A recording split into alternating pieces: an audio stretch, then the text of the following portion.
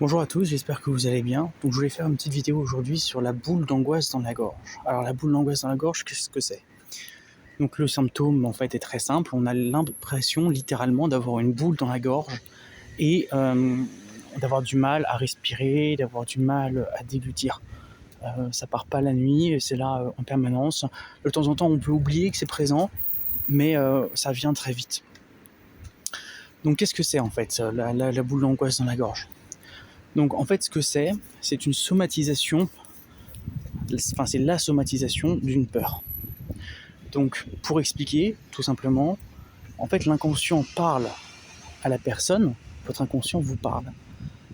Et la façon dont il vous parle, c'est pas en arrivant en disant hey Marc, dis donc, tiens regarde, prends conscience de ça, non. Il va somatiser en fait des choses, c'est-à-dire que vous allez ressentir des symptômes dans votre corps. Par exemple, vous pouvez ressentir des tensions dans les trapèzes supérieurs, vous pouvez avoir des problèmes intestinaux, il y a plein de différentes sensations corporelles différentes que votre inconscient va vous envoyer. Et donc ce qu'il faut, c'est premièrement prendre conscience de cette sensation corporelle, la reconnaître, ensuite comprendre que c'est votre inconscient qui vous parle, et que donc il faut l'écouter, il ne faut surtout pas la nier. Donc dans le cas d'une boule d'angoisse dans la gorge, en fait, ce que l'inconscient essaie de communiquer, c'est une émotion, et cette émotion c'est la peur. En fait c'est toujours la même chose, c'est-à-dire qu'il y a un message de l'inconscient, ce message en fait est sous forme d'émotion, et cette émotion se cristallise dans le corps à un endroit particulier et avec des symptômes particuliers. Donc dans le cas de la boule d'angoisse dans la gorge, en fait c'est la peur, l'angoisse c'est un type de peur, c'est pour ça que c'est très important de se renseigner sur les différentes émotions. Vous avez les émotions primaires, et de ces émotions primaires découlent des émotions secondaires. Par exemple, l'angoisse est un type de peur, mais après vous avez la terreur, qui est un autre type de peur. Donc voilà. Donc dans le cadre de la boule d'angoisse, ce qu'il faut faire, c'est premièrement reconnaître que l'inconscient est en train d'essayer de vous envoyer un message, et donc analyser les symptômes. Donc là, le symptôme, c'est la boule dans la gorge.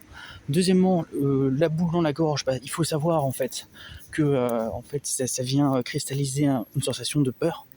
Et une fois qu'on a pris conscience de tout ça, il faut accueillir, il faut accepter en fait la boule d'angoisse. Il ne faut pas essayer de s'y fermer, il ne faut pas essayer de la faire disparaître, parce que vous n'y arriverez jamais. Et parce que pour qu'elle disparaisse, paradoxalement, il faut l'écouter et il faut y être attentif.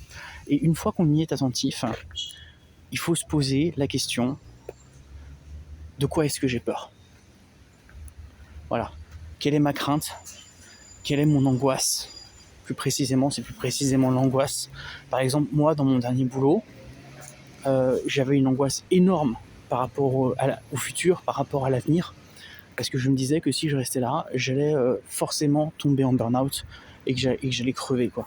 Donc il faut, en fait, identifier ce dont on a peur. Et une fois qu'on a identifié ce dont on a peur, c'est la troisième et c'est la dernière étape, il faut prendre une décision. Et c'est ça le plus important. Donc en fait, le plan d'action en 3 étapes, c'est reconnaître la présence de la boule d'angoisse, l'accueillir, ne pas essayer de la faire partir. Deuxièmement, identifier la source de la peur. Et troisièmement, prendre des décisions et des actions par rapport à cette source de peur. Par exemple, dans mon cas, j'avais en fait peur de rester dans ce boulot, parce que pour moi, j'étais sûr que rester dans ce boulot, c'était l'assurance de finir en burn-out, etc. Et donc du coup, l'action que j'ai prise, c'est que j'ai dit ok, je vais protéger ma santé, donc je vais me désinvestir un petit peu. J'ai toujours bossé évidemment, mais je vais arrêter de bosser jusqu'à 23h tous les soirs, et ensuite je vais continuer de candidater, de chercher un boulot autre part. Donc c'est très important, une fois qu'on a identifié de quoi on a peur, de dire ok, j'ai peur de ça, donc qu'est-ce que je fais? Il faut décider de prendre des actions adaptées. Et en fait, il n'y a que ça qui va réussir à calmer la peur. Et en calmant cette peur, on va calmer l'émotion.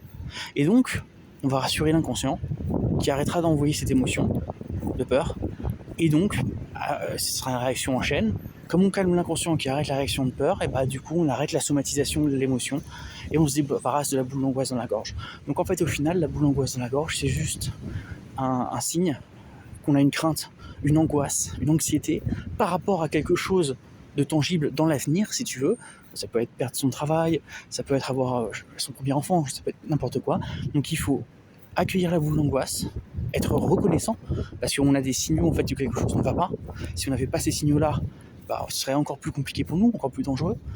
Ensuite, identifier de quoi on a peur, et enfin, prendre des décisions et des actions concrètes et efficaces pour soulever en fait, c'est long essayer de le franglais là, mais bon, voilà, pour éradiquer en fait la source de la peur. Il n'y a que comme ça qu'on rassurera l'inconscient, et donc on se débarrassera de la peur, et donc de la boule d'angoisse dans la gorge.